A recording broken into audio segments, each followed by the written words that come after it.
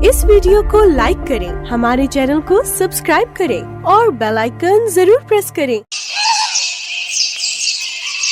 जानकी देवी के दो बेटे थे। बड़े बेटे राजेश ने अपनी पसंद की लड़की पूनम से शादी की थी। पूनम देखने में गोरी और सुंदर थी। पूनम का एक बेटा था। जानकी देवी के पति मनोहर लाल अब अपने छोटे बेटे मनीष के लिए लड़की ढूंढ रहे थे।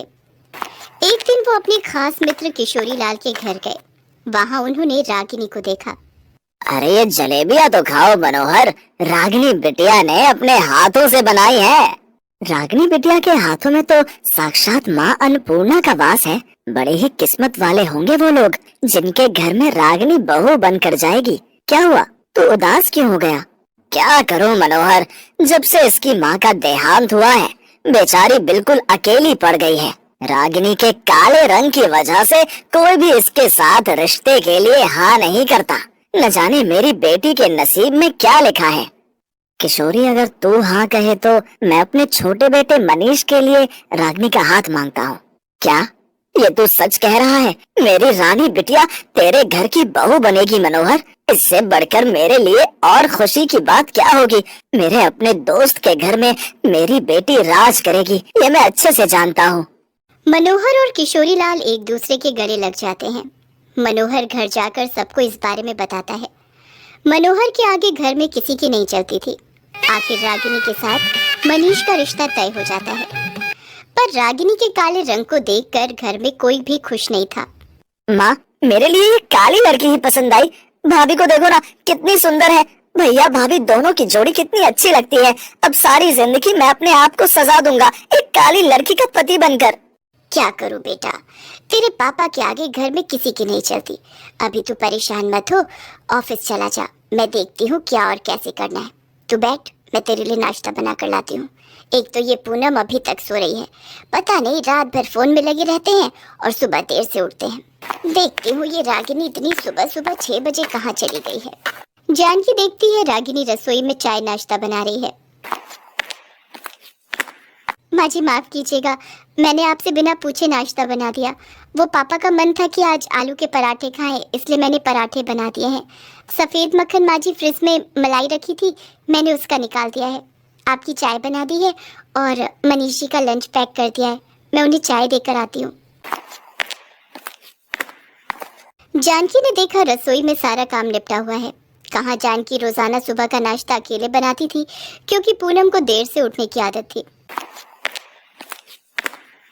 क्या हुआ जानकी, रसोई में सारा काम हुआ देख तुम हैरान तो होगी। रागिनी बहू को अपना लो, वो बहुत संस्कारी है। बेचारी बिन माँ की बच्ची है, तुम उसे माँ का प्यार दोगी तो वो भी तुम्हें बहुत मान सम्मान देगी। जानकी बिना कुछ बोले रसोई से चली जाती है। रागिनी मनीष के लिए चाय लेकर जाती है। देखो रागिनी, तुम्हें पापा अपनी बहू बनाकर लाए हैं तो सिर्फ उनकी सेवा करो, मेरे लिए कुछ भी करने की जरूरत नहीं है। पर ये चाय, रागिनी की आंखों में आंसू आ जाते हैं। उसके साथ घर में ऐसा ही व्यवहार हो रहा था। वो अपनी पूरी कोशिश करती थी कि वो एक अच्छी बहू बने, पर किसी को भी इस बात से कोई मतलब नहीं था। जानकी तो बहू के काले रंग से बहुत नफरत करती थी। पूनम भाभी, ये आपके लिए ब्रेड मक्खन और चाय लाई थी। माँ जी, ये आपका हल्दी वाला दूध। माँ जी वैसे कुछ भी कहिए, पापा ने रागिनी को घर में लाकर हमारा काम आसान कर दिया है। हमें तो वैसे भी एक नौकरानी की जरूरत थी। रागिनी के काले रंग को देखकर तो लगता ही नहीं कि वो इस घर की बहू है। पूनम, ये मजाक का समय नहीं है, जाकर अपना काम करो। जानकी का गुस्सा रागिनी के प्रति दिन पर दिन बढ़ता जा रहा था। एक दिन अचानक एक और खबर से जानकी अपना सिर पकड़कर बैठ गई। माँ जी, ये लड्डू पापा जी पूरे घर में बांटते फिर रहे हैं। अरे हटाइए लड्डू मेरे सामने से, मेरा दिमाग खराब हो रहा है। ये क्या हो गया, रागिनी गर्भवती है? अब तो इस खानदान का नाम मिट्टी में मिल जाएगा। अगर इस काली ने अपने जैसे काले बच्चे को पैदा कर दिया तो मुझे तो सोचकर ही घबराहट हो रही है, क्या करूं? माँ जी, मेरे पास एक रास्ता है, कान इधर लाइए। जानकी पूनम के कहने पर सीढ़ियों में तेल गिरा देती है और खुद ही भूल जाती है। जानकी, जरा नीचे आना, मेरी घड़ी नहीं मिल रही। अरे आ रही हूँ, ठीक से कोई काम भी नहीं करने। बचाओ! जानकी, हे भगवान, आंखें खोलो जानकी। जानकी सीढ़ियों पर खुद से गिराए हुए तेल पर फिसल जाती है और गिरने से उसके पैर की हड्डी टूट जाती है। देखिए, इनके पैर को ठीक होने में कम से कम 2 महीने का समय लगेगा। तब तक इनका बहुत ख्याल रखना होगा। टॉयलेट, बाथरूम सब बेड पर ही करवाना होगा। पूनम, तुम्हें माँ का पूरा ख्याल रखना है। माँ को किसी भी चीज की कोई भी परेशानी ना हो। छी, मैं इन्हें बाथरूम टॉयलेट कभी ना करवाऊं। मैं तो साफ मना कर दूंगी। जानकी पूरी तरह से दूसरों पर मोहताज हो गई थी। उसको आसरा था कि पूनम उसकी देखभाल करेगी, पर पूनम तो बिल्कुल ही बदल गई। पूनम, मुझे टॉयलेट आ रहा है, जरा करवा देती बहू। माँ जी, बिट्टू को दूध गर्म करके देना है, वो ट्यूशन जा रहा है, आप किसी और को कह दो, ठीक है? पूनम बहू को क्या हो गया है? पहले तो ये मेरे आगे पीछे घूमती थी, पर अब कोई ना कोई बहाना बना देती है। अब मैं किससे कहूँ? माँ जी, आइए मैं आपको टॉयलेट करवा देती हूँ। साथ में मैं आपका थोड़ा सा तौलिए से स्पंज भी कर दूंगी और कपड़े भी बदल देती हूँ। रागिनी ने जानकी से बिल्कुल भी वहम नहीं किया। वो उसे टॉयलेट कराकर कपड़े बदल देती है। जानकी की आंखों में आंसू आ जाते हैं। मैं कितनी बुरी हूँ, अपनी ही बहू को सीढ़ियों से गिराने वाली थी। आज वही बहू मेरी सेवा कर रही है। अगर इसे पता चलेगा कि मैं इसके साथ कितना गलत करने वाली थी, तो कोई भी मुझे माफ नहीं करेगा। शायद भगवान ने मुझे मेरे बुरे कर्म की सजा दी है, जो आज मैं बिस्तर पर पड़ी हूँ।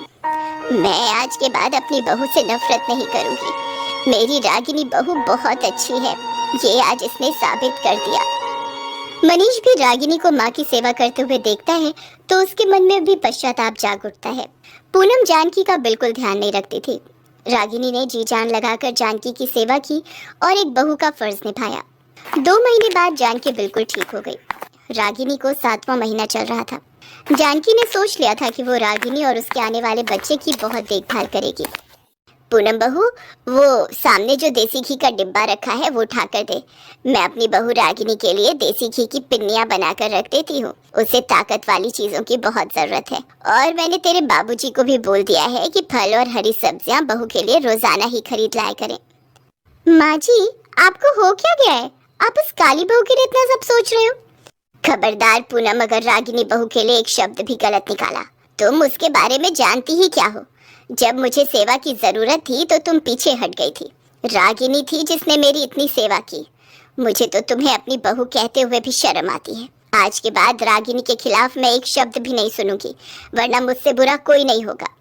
रागिनी रसोई के बाहर खड़ी अपनी सास की सारी बातें सुन लेती है।